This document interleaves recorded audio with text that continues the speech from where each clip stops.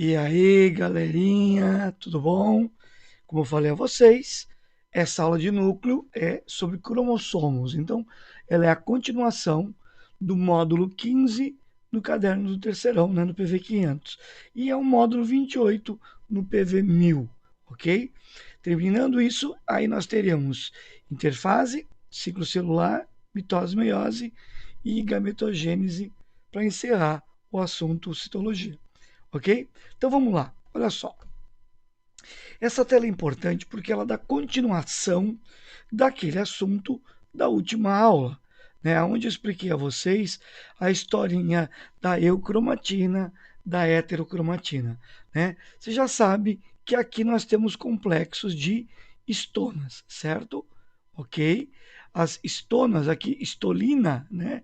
É um outro nome, né, que pode aparecer, mas é mais comum de falar de a estolina seria esse DNA aderido aqui, né? A histona em si é a proteína presente nessa estrutura. Então você percebe que, na verdade, são só estágios de maior ou de menor compactação do DNA. Você já sabe que o DNA é formado por uma cadeia dupla. Ó, a distância, à medida que a gente afasta, ele vai aparecer como um fio. Esse fio vai estar ancorado nas estonas, né, no complexo de estonas, e aí, à medida em que você tem a célula entrando em divisão celular, isso é muito importante. Falamos que durante a interfase, o DNA estaria com regiões mais condensadas, formando a heterocromatina, onde os genes estariam desligados, e regiões menos compactadas, as regiões de eucromatina, onde os genes estariam em atividade. Durante a divisão, a maior parte do DNA se compacta. Então a gente pode dizer que praticamente vira tudo uma heterocromatina, com algumas alças descompactadas para manter os genes de controle da atividade de divisão celular em atividade, né? Ou seja, o gene tem que estar ativo para manter o processo de divisão, mas a maioria deles é desligado nessa compactação que você está vendo aqui na figura. Ela está te mostrando os vários estágios até chegar nesse estágio de máxima condensação, né? Por formação desses pacotes entre DNA e proteína. Bom, essa imagem que você vê aqui ao lado é uma imagem real, microscopia eletrônica, de um cromossomo X e de um cromossomo Y de roedor, de camundongo, que é igual ao nosso. Né? E você percebe nitidamente que é como se fosse o quê? Um novelo de lã. O que você deve estar estranhando é, professor, esse formato de X. Bom, antes da célula compactar o DNA e entrar em divisão, em nenhum momento da interfase, o DNA será duplicado. Então, assim, ó, você teria 46 cadeias de DNA com áreas mais e menos compactadas, nós já vimos isso. Cromatina, certo? Então, o que, é que a célula faz? Durante a interfase, ela duplica esse DNA, né, de forma semiconservativa. É muito importante você tomar cuidado. Aqui não é um lado novo e um lado antigo. Cada região dessa, cada cópia dessa tem metade da cadeia nova, metade da original. Nós já vimos isso. DNA é semiconservativo. O importante é que nesse estágio, cada cromatina, cada filamento, agora terá duas moléculas de DNA, cópia uma da outra, exatamente iguais. E aí elas entram em compactação, assumindo esse formato aqui. Então, essa imagem, você vê então, ó, de um lado, compactado, como se fossem novelos, né, como se fosse linho, novelo de lã, e de outro lado também. Os dois lados são cópia um do outro, porque vieram de um processo de duplicação. Então, isso indica que o cromossomo está condensado, pronto para sofrer divisão celular. E o que seria a divisão celular? Seria a separação durante o processo de divisão dessas cópias. Ou seja, mandando um lado para uma célula e o outro lado para outra célula. Agora vamos para a nomenclatura. Como é que nós chamamos cada lado desse, que representa um cromossomo simples, aqui duplicado? Importante, gente. Apesar de eu ter o dobro de DNA, nós contamos esse cromossomo enquanto duplo como um só. dupla são né, os seus lados ali, né? Agora, ele funciona como um só até ocorrer a separação das cópias, perfeito? Então, ele é um cromossomo duplicado, perfeito? E não são dois, conto comum. Agora, a partir do momento que eu separe um lado do outro, cada um passa a construir um cromossomo simples em cada célula que está se formando. Tá? Então, isso é o que ocorre durante a divisão. Por isso, é importantíssimo, que é uma imagem também né, de microscopia eletrônica desses cromossomos. Então, vamos à nomenclatura. Cada lado, portanto, cada cópia vai ser chamada de uma cromátide. Tá? Então, esse lado é uma cromátide, esse lado é uma outra cromátide. Como exatamente um lado aqui é a cópia do outro, se aqui eu tenho um gene, vamos lá, vamos chamar esse gene localizado nesse trecho do DNA de azão, na mesma região, na outra cromátide, também será azão. Se eu poderia ter até um gene aqui representado por uma letra minúscula. Você já estudou isso? O gene recessivo, lembra o azinho? Até poderia se tivesse ocorrido alguma troca com outro cromossomo durante o processo meiótico. Se não há nada de acontecendo, que é o que você já aprendeu como crossing over, tá? E esses lados são exatamente iguais. Então, essa cromátide é igual àquela, aquela é igual a essa. Por isso, nós a chamamos de cromátides irmãs. Então, essa cromátide é uma cromátide irmã a essa. E pense sempre como irmãs gêmeas idênticas. Essa região que você viu na figura anterior é uma área mais apertada, é a chamada constricção primária, daí também denominada de centrômero. A tradução seria parte do meio, mas nem sempre essa constricção, esse aperto primário, está exatamente no meio, dividindo o cromossomo, né, dividindo as cromátides em segmentos iguais. Cada segmento desse de uma cromátide nós chamamos de um braço, tá? De um braço da cromátide, perfeito? Bom, você está vendo que aqui é uma região, ela é importante porque aqui existem proteínas que irão criar uma espécie de uma alça proteica, e depois a gente vai ver que isso é importante para a fixação de fios de proteína que irão ajudar a orientar a divisão do material genético, ok? A divisão das cromátides. Galera, divisão celular consiste na separação, dessas cópias de DNA, mandando uma cromátide irmã para cada célula filha que está surgindo. Depois a gente vai ver isso com calma. Então, além dessa constricção primária, alguns, não todos os cromossomos, apresentam uma constricção, um aperto secundário, criando essa região aqui, ó. Toda essa área que você está vendo é chamada de região satélite ou zona SAT. Essa partezinha verdinha é uma área que eu vou falar depois, que é o telômero. Então, a zona SAT não é a parte verdinha, apesar da figura dar essa impressão, a zona SAT é toda essa área que surgiu com a constituição secundária. Tá vendo o que é isso? DNA, aqui também é DNA. Só que a sequência de DNA que está nessa região, ela vai servir de molde para originar os nucléolos. Isso. Então, a zona SAT contém a sequência de DNA que transcrita irá formar RNA ribossômico ou ribossomial, que aglomerado na célula, quando ela voltar à interfase, lembra, durante a divisão celular, o núcleo vai perder a sua característica normal, tá? De uma célula eucariótica. Vai dissolver carioteca, vai condensar o DNA, ok? Beleza? Bom, então essa concentração de RNA ribossômico que se dá na interfase irá formar nucléolos. E qual é de onde veio esse RNA? De que região ele foi transcrito? Foi transcrito do DNA que está na zona SAT. Perfeito? Ah, professor, todo cromossomo vai... Não, não. Alguns só cromossomos apresentam zona SAT. Então aqui nós temos um cromossomo duplicado. Vira um E, enquanto, repito, enquanto as cromátides irmãs, cópias uma da outra, estiverem presas, nós contamos como sendo um cromossomo. Então o que é importante você entender? Aqui nessa imagem, nós temos, isso é muito importante, você entender uma série de questões que você vai fazer depois. Nessa imagem, nós temos um cromossomo duplicado.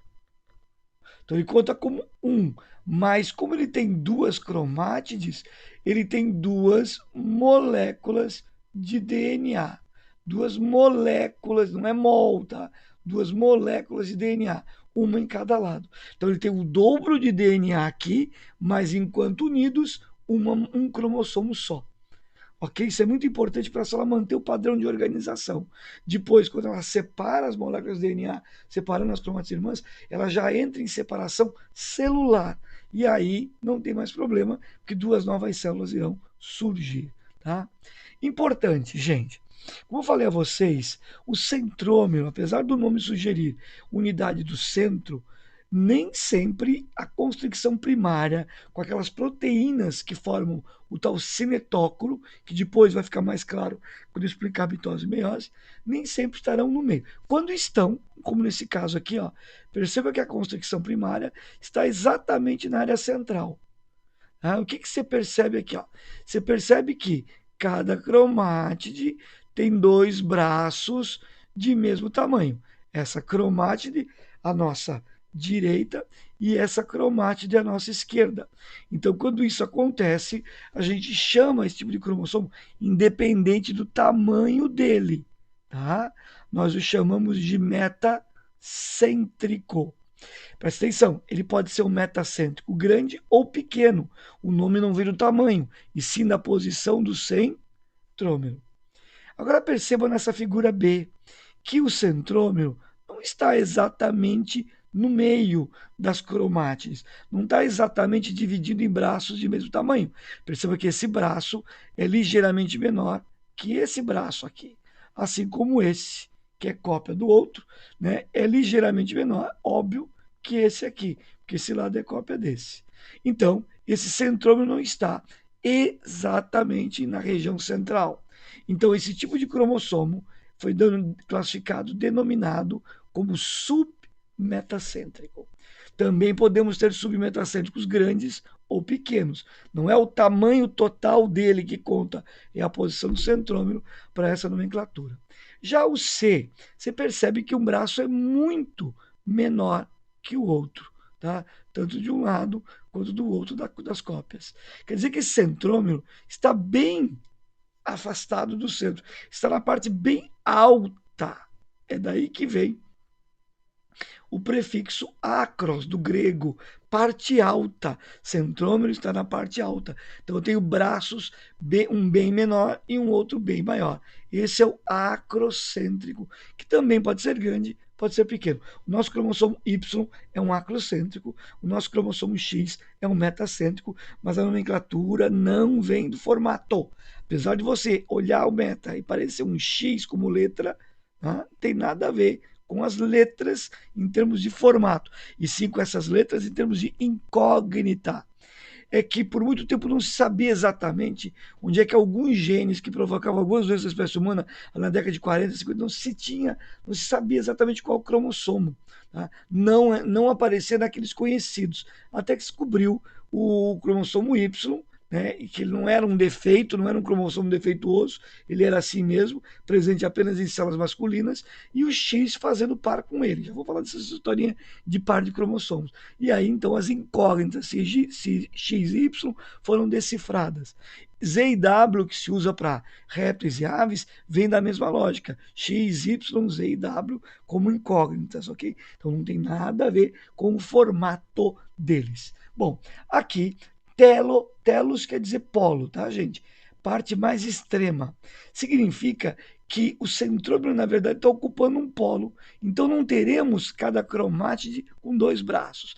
Teremos apenas um braço em uma cromátide que é igual e de mesmo tamanho do braço da outra cromátide, sendo um braço uma cromátide cópia da outra, que são cromossomos, né, duplicados. Aqui é um cromossomo duplicado, são cromátides irmãs. Perfeito? Esse é o telocentro. Esse, curiosamente, não aparece na condensação dos cromossomos na espécie humana, porque você só vai perceber bem essas posições e esse formato quando eles estiverem condensados durante a divisão celular. Na interface você não vai ver isso, ok? Esse tipo, portanto, não se forma, não aparece na espécie humana.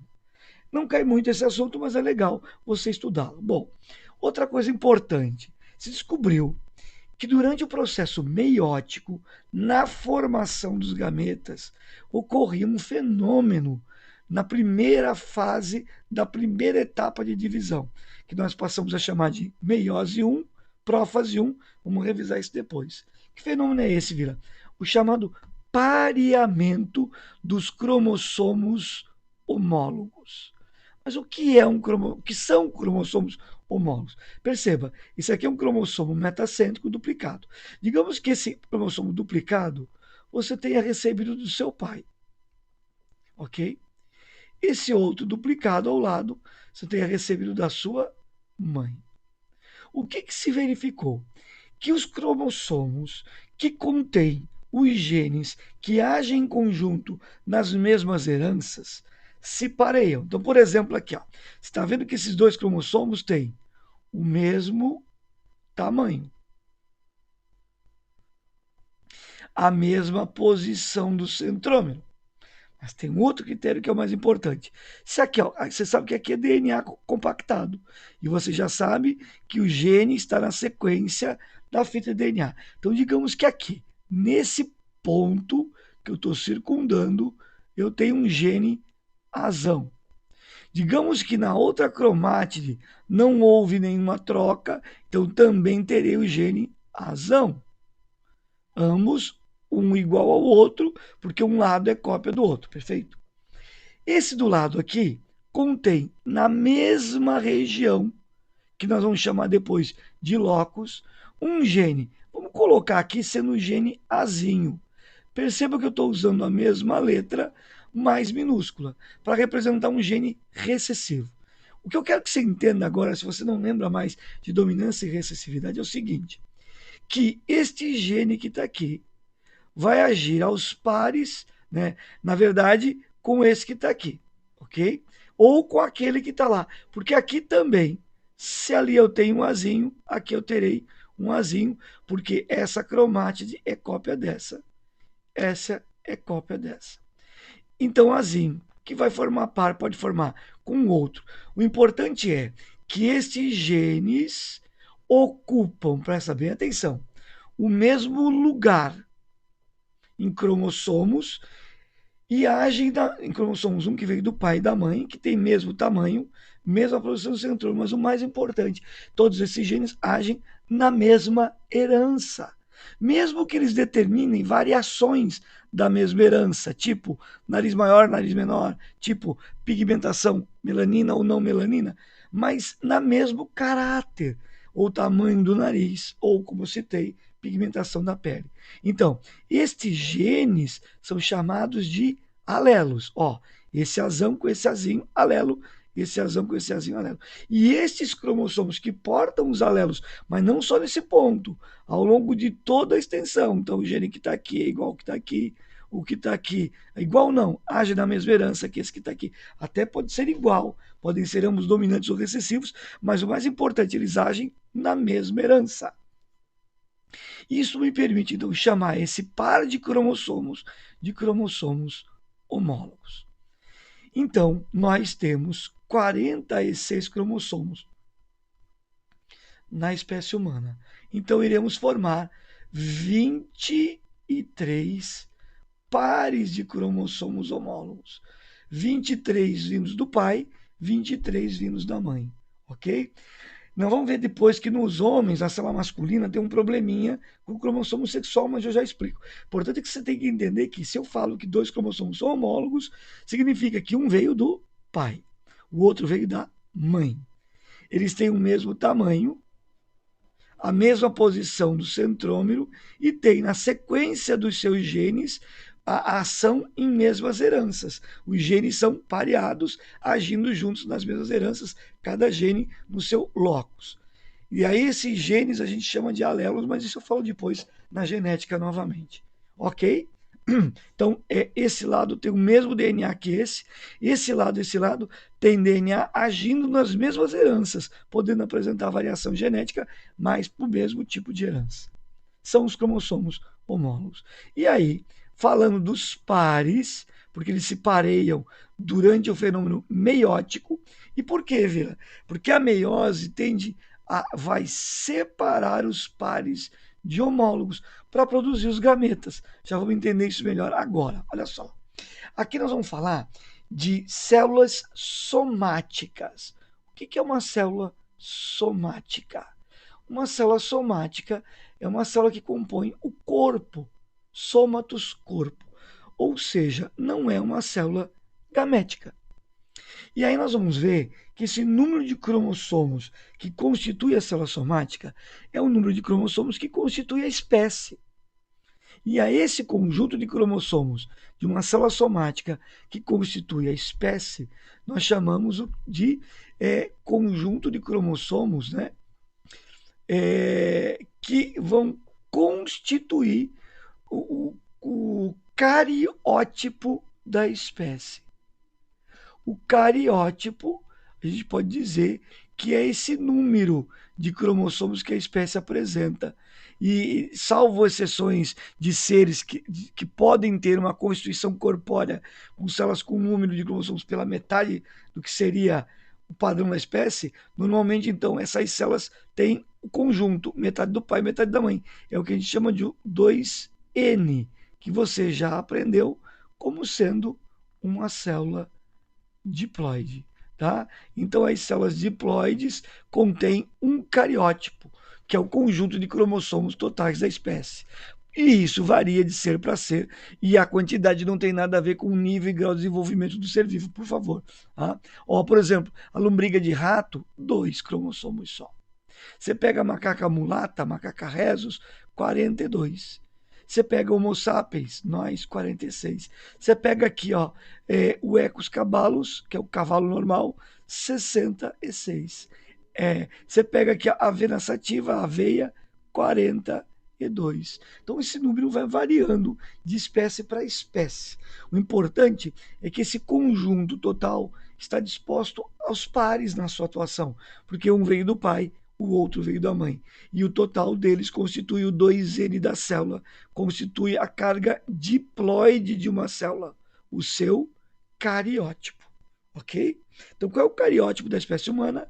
É 2N igual a 46 cromossomos. Ok? Agora nós temos que tomar um cuidado tremendo. Por quê? Antes de ocorrer o fenômeno da duplicação, uma célula humana, por exemplo, teria 46 cromossomos simples, formado por apenas uma cromatina, tá? Uma molécula de DNA, 46. Só que quando duplica, ela vai ter os mesmos 46, só que duplicados em termos de DNA, dobra. Então, por exemplo, essa célula aqui, ó. Essa célula eu tenho pareado, perceba que eles são homólogos, ó. Parei os homólogos. Um par, dois, três pares. Eu tenho 3 pares de cromossomos homólogos, o que me dá um total de 6 cromossomos. Esse é o 2N dessa célula. Se você olhar a célula ao lado, veja, eu tenho um só de cada par. Ó. Isso indica que esta célula é a metade daquela, porque eu tenho um de cada par. E aí eu não tenho mais 2N. Metade de 2, N é N. Metade de 6, 3. Isso aqui não é mais um cariótipo. Nós chamamos de uma carga haploide. N é haploide, que pode ser chamado de um genoma celular. Para alguns é um termo mais antigo, mas pode, tá? Perfeito? Agora presta atenção, você pode dizer, senhor, mas isso aqui podia ser um outro ser. Mas eu estou comparando. Esta célula aqui, ó, se ela não tiver duplicada, como é que ela seria antes da duplicação? Assim, ó. Antes de ocorrer o fenômeno da duplicação, eu teria, quantos eu tenho aqui? 6 cromossomos. Então eu teria 6 cromossomos assim, ó.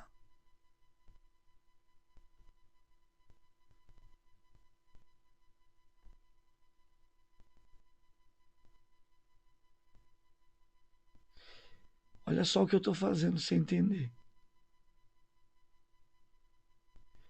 Perceba que cada um está bem no meinho, mas cada um tem apenas uma molécula de DNA. Então aqui são os cromossomos simples da interfase. É como deve ser, para não ter o dobro de gene, porque se eu tiver duplicado, eu vou ter o dobro de gene, não vai dar certo. Mas a célula vai se dividir. Essa célula tem que formar duas. O que ela tem que fazer? Duplicar cada cromátide dela. Ó, vai formando então cromossomos com duas cromátides irmãs. E aí ele vai condensar e depois ele vai dividir. Na meiose, ele vai fazer duas divisões. Na mitose, uma só. Na mitose, ele vai separar a metade de cada um e vai mandar cada metade para uma célula, tá? Então as células filhas vão ter o mesmo número de cromossomos, só que não mais duplos e sim simples. Vamos ver isso depois, tá? Agora a meiose é diferente. Ela vai separar a metade, primeiro deles duplicados, para depois fazer a separação das cromátides irmãs. Mas repito, fica calmo, a gente vai ver isso com calma. Bom, por que eu tenho que ter células com a metade, Vila? Por que eu tenho que ter células com N cromossomos? Porque essas células são os gametas, são células de casamento, de fecundação. A palavra gamos em grego significa casamento. Então, por exemplo, nessa espécie aqui, ó, o espermatozoide é N igual a 2, quer dizer que ele só tem 2 cromossomos. O óvulo dessa espécie só tem 2. Eles vão se fundir num processo de fecundação e vão constituir a célula ovo ou zigoto, que será, esse aqui vai parear com aquele, esse maior com aquele, formando, né, 4 cromossomos. Portanto, 2N igual a 4 ou 2 pares. Quer dizer que essa espécie de ser vivo, que eu não sei quem é, contém quantos cromossomos? 4 cromossomos no seu cariótipo, porque esse cariótipo vai expressar o total de cromossomos a partir da formação da célula ovo ou zigoto, salvo raras exceções que podem sofrer meiose a partir da célula ovo, como algumas algas. Bom, a ciência então descobriu que dá para fazer análise desses cromossomos, descobriu uma série de problemas. Então, o que passou a se fazer? Passou a se estimular, né? Depois que a célula está formada, a célula vai se dividir. O que ela faz mesmo? Ela duplica a carga de DNA, formando cromossomos duplicados. Aí ela vai condensar para poder fazer a divisão desse material genético. Descobriu-se que algumas substâncias interrompem a divisão das cromátides irmãs, mantendo os cromossomos condensados e duplicados, permitindo que você possa fazer uma fotografia e analisar ao microscópio esses cromossomos, analisar o cariótipo. Ó, isso aqui que você está vendo são imagens de cariótipo. Isso aqui é desenho e isso aqui é foto. Perceba que aqui não é um cromossomo simples, é um cromossomo duplicado. Se você olhar essa figura, ó, dá para ver que tem uma linhazinha aqui, ó.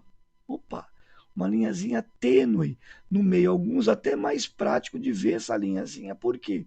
Porque se eu for aumentar esse cromossomo 1 aqui, ó, eu tenho um par, é um da mãe e um do pai duplicados. Se eu aumentar, ele vai estar assim, ó, com duas cromátides muito pertinhas. Por isso que você enxerga quase como um só. Esse outro também estará com duas cromátides. Então eles aqui estão pareados. A foto foi retirada e aí foi feito o pareamento. Isso é feito em um estágio específico, que é a metáfase de uma divisão celular, metáfase de uma mitose. É quando os cromossomos atingem um máximo de compactação e aí, com o uso de substâncias químicas como a colchicina e a vinblastina, que dificulta a formação de fios de proteína que iriam separar os pares de cromossomos ou as cromátides, você consegue mantê-los ainda duplicados, os 46, e fazer análise. E aí, numa convenção nos Estados Unidos, em Dallas, no Texas, foi feito o quê? Esse conjunto, essa separação em grupos, pelo tamanho e pela posição do centrômero, criando o par 1, o par 2, 3, 4, 5, 6, 7, 8, 9, 10, até o par 23, que é o par sexual. Que você está vendo aqui, ó, que nessa imagem da esquerda, os dois cromossomos são do tipo X, configurando, portanto, uma célula de padrão feminino. Já aqui eu tenho um Y, desculpa, um X, e aqui um Y, que ele é menorzinho, configurando uma célula de padrão masculino. Você vai dizer, professor, mas por que você não falou como na legenda de sexo? Porque nem sempre a carga cromossômica vai determinar exatamente o sexo desenvolvido pelo indivíduo. E eu não estou falando só de a orientação sexual. Aqui existem casos de mulheres que são XY e de homens que são XX. Eu vou explicar melhor isso, que tem a ver com genes nesses cromossomos sexuais mais adiante na genética. Prometo que eu explico isso com calma, tá? Mas a priori, na natureza, tudo não é sempre como você enxerga, tá? Então, aqueles preconceituosos, eu vi até um deputado aí, que hoje é senador, que não me interessa falar o nome dele, que uma vez apareceu na mídia, na internet, todo bobo com a plaquinha, XX é mulher, XY é homem.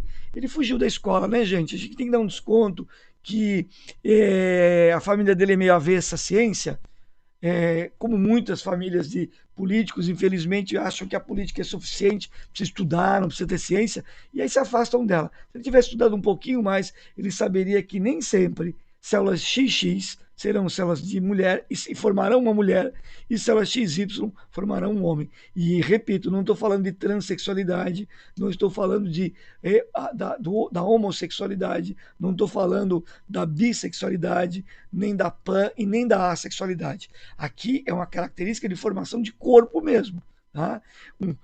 Um corpo feminino e muitas vezes uma mente feminina com células XY e um corpo masculino com mente masculina com células XX, tá? Então é importante entender isso para ver que a coisa é muito mais complexa, mas a gente vai conversar melhor sobre isso lá na genética. Ok? Entenderam? Então, o que é isso aqui, Vila? Isso aqui é o cariótipo de um indivíduo que a priori seria do sexo feminino e aqui do sexo masculino. Como foi feito o mapa, esse cariótipo pode ser chamado de um cariograma. Pode ser chamado de cariótipo mesmo, o mesmo nome que se dá ao conjunto, mas é um cariograma, um ideograma também para alguns, pode assim ser chamado, ou mapa do cariótipo. Isso aqui é importante porque permite, por exemplo, a gente detectar alterações cromossômicas estruturais na estrutura do cromossomo, alterações cromossômicas numéricas, mas você vai ver isso no capítulo de mutações. O que eu não consigo por aqui é ver alterações em um gene específico. Eu teria que fazer análise genética do DNA ali para descobrir gene alterado. Mas alteração no número de cromossomos e na estrutura deles eu posso verificar pelo cariótipo diagramado, o cariograma, tá? Para finalizar, acabar, que isso tem continuidade depois de genética e na divisão celular. Aí vocês têm uma leitura complementar que fala dos telômeros. Essa pesquisadora, Elizabeth Blackburn, foi quem descobriu o que eram esses telômeros, qual a função deles. O que é o telômero, Vila? Telômero é uma região de DNA que não chega a constituir um gene, é uma alça, né, loop que se fala, que tem uma sequência de bases nas extremidades, telos quer dizer extremidade, dos cromossomos. Tá? Você já viu comigo que a duplicação do DNA é feita por uma enzima chamada DNA polimerase, a principal. Só que ela duplica a sequência toda de DNA que está aqui no cromossomo, mas ela não consegue duplicar o telômero, porque ele é muito extremo e ela não consegue se ligar ali. Então, essa região, para ser duplicada para uma divisão celular, ela depende de uma outra enzima chamada telomerase. Qual o problema, Vila? É que essa enzima chamada telomerase, ela está em atividade apenas em células embrionárias em divisão, em células tronco e células cancerígenas. As células adultas do indivíduo, já que se desenvolveu e maturaram, não tem mais telomerase. Então, enquanto a célula se divide, ela vai duplicando o DNA, mas não vai duplicando o telômero. E aí ele é obrigado a ser dividido entre os cromossomos. Então funcionaria assim, ó. Aqui eu tenho um cromossomo e ali o telômero, certo? E eu vou até fazer de outra corzinha, vai demorar um pouquinho, tenha paciência, alonga um pouquinho a aula, mas aí você vai entender bem o que é isso, senão não adianta, você vai me perguntar o que é. Então vou fazer em azulzinho, tá? Opa, desculpa galera, em azul, aqui. Então ali eu tenho o telômero, tá? Uma sequência que não é bem um gene.